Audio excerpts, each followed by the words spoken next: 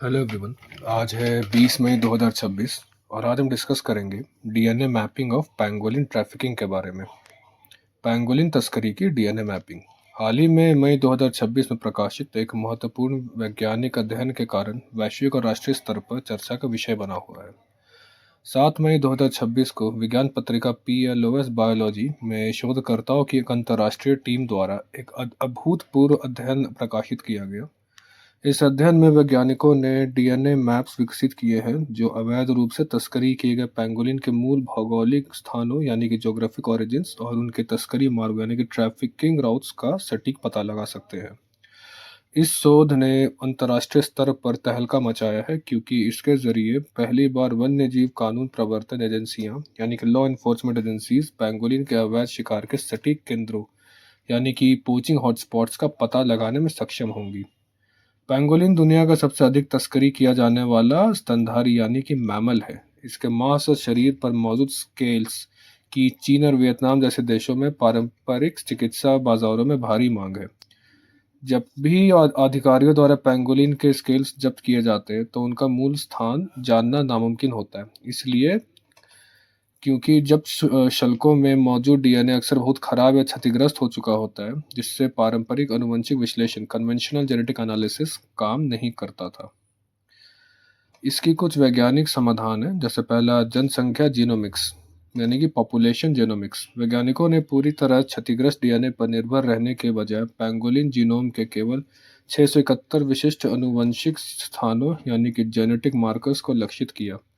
ये वो हिस्सा है जो अलग अलग भौगोलिक क्षेत्रों की पैंगोलिन आबादी में भिन्न होते हैं। विस्तृत डेटाबेस वैज्ञानिकों ने आधुनिक पैंगोलिन नमूनों के साथ साथ 122 संग्रहालय नमूनों का उपयोग किया। इसके जरिए उन्होंने दुनिया की सभी 8 पैंगोलिन प्रजातियों को कवर करने वाला एक विस्तृत भौगोलिक आधारित जेनेटिक डेटाबेस तैयार किया है।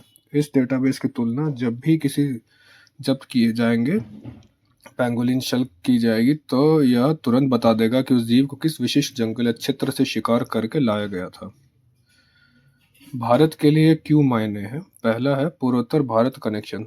इस आनुवंशिक मैपिंग से यह खुलासा हुआ है कि पूर्वोत्तर भारत यानी कि विशेष रूप से असम, अरुणाचल और संभावित रूप से भूटान में पैंगोलिन तस्करी के मार्ग जुड़े हुए हैं जो सीधे चीन के यूनान प्रांत तक आपूर्ति पहुंचा रहे हैं। भारत केवल पैंगोलिन का प्राकृतिक आवास नहीं है बल्कि अंतर्राष्ट्रीय वन्यजीव तस्करी नेटवर्क में एक प्रमुख आपूर्ति या पारगमन क्षेत्र के रूप में काम कर रहा है। दुनिया भर में पैंगोलिन की 8 प्रजातियां पाई जाती हैं, जिनमें से 2 भारत में मिलती है, जिनके नाम है इंडियन पैंगोलिन और चीनी पैंगोलिन।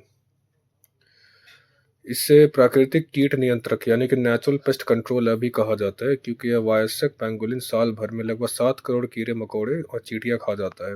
अंतर्राष्ट्रीय स्तर पर इसके व्यापार को पूरी तरह प्रतिबंधित करने के लिए साइट्स की परिशिष्ट 1 अपेंडिक्स 1 में रखा गया है। इस तकनीक के कई लाभ हैं, जैसे अवैध शिकार केंद्रों को तोड़ना। कानून प्रवर्तन एजेंसियां अब यह जान सकेगी कि किस राष्ट्रीय उद्यान या जंगल में शिकार सबसे ज़्यादा हो रहा है, ताकि वहां सुरक्षा जब सख्त की जा सके। दूसरे, अदालतों में वैज्ञानिक साक्ष्य। तस्करों के खिलाफ कोर्ट में पुख्ता वैज्ञानिक सबूत पेश किए जा सकेंगे, जिससे उन्हें सज़ा दिलाना आसान होगा। तीसरा, अंतर्राष्ट्रीय नेटवर्क का खुलासा। स्थानीय स्तर से लेकर वैश्विक ब्लैक मार्केट तक फैले सिंडिकेट को ट्रैक कर उनके पूरी तरह से ध्वस्त किया जा सकेगा।